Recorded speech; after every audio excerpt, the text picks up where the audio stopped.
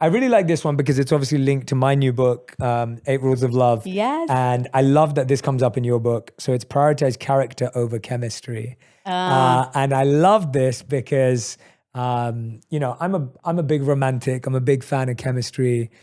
And I'm also just a big fan of love. Like I'm obsessed with it. I'm kind of like you in the sense of, I always had this obsession with wanting to be madly in love, wanting to be married, wanting to have like this amazing relationship. Like that was a big part of what I wanted when I was a kid.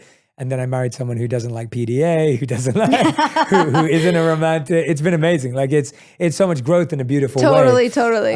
But I love this idea of character over chemistry. And I wanted you to describe, and maybe Tanya, you can start with this one, but it's like, what is the difference? And then what did you mean by this? So I was at a friend's wedding. This was a while ago, and the guy that was officiating the wedding, the pastor, said it was a Bible verse, and it was all about prioritizing character over chemistry. And he said chemistry can lead to some healthy, couple good years of marriage.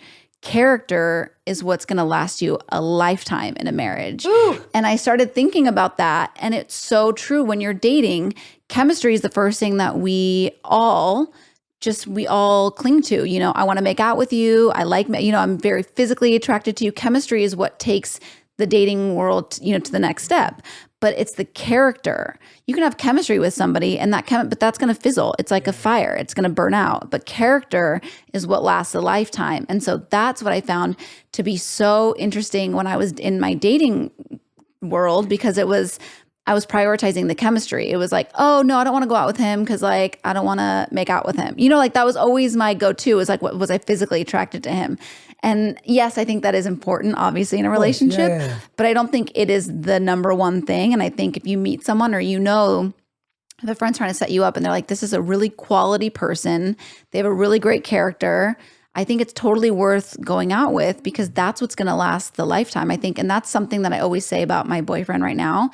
His character is like, I met him too. Yes. He's the best. He's awesome. We love great. Robbie. Yes, he is just, his character is so Good strong. He's got great energy. He's been through so much in his life, and you wouldn't even know it, because he puts it, like, he just carries himself so well. He doesn't bring past experiences into his new relationship.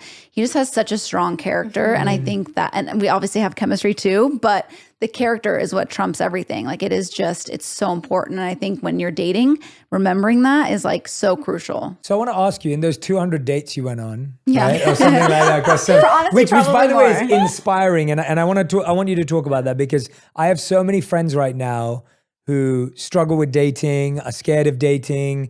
I was literally talking to a friend, you know who you are if you're listening to this episode.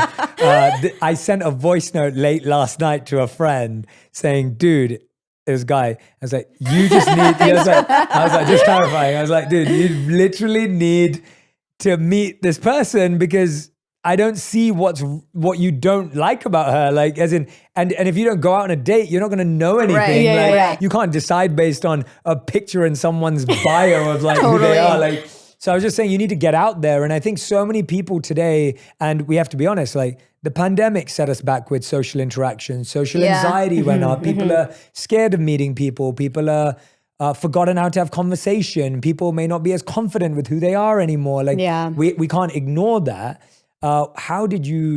First of all, how did you find the courage, inspiration to go out on 200 dates like every time? Because I think people go out on 1 or 5 or 7 and they're tired. Like it's exhausting. Yeah, and it's very disheartening. Yeah, so let's talk about that first. And then the second part I'm going to ask you is, I'll save the second question. And then Raquelle, I'm coming to you in a second. All right. All right, go ahead, Tanya. I'd love to talk to her about dating. Yeah, exactly. Yeah. I think the thing that I was like the one-hit wonder. I'll go out with anybody once, because I'm with you. Like, you don't know if you're going to get along with somebody. You can only tell so much on a photo and a bio.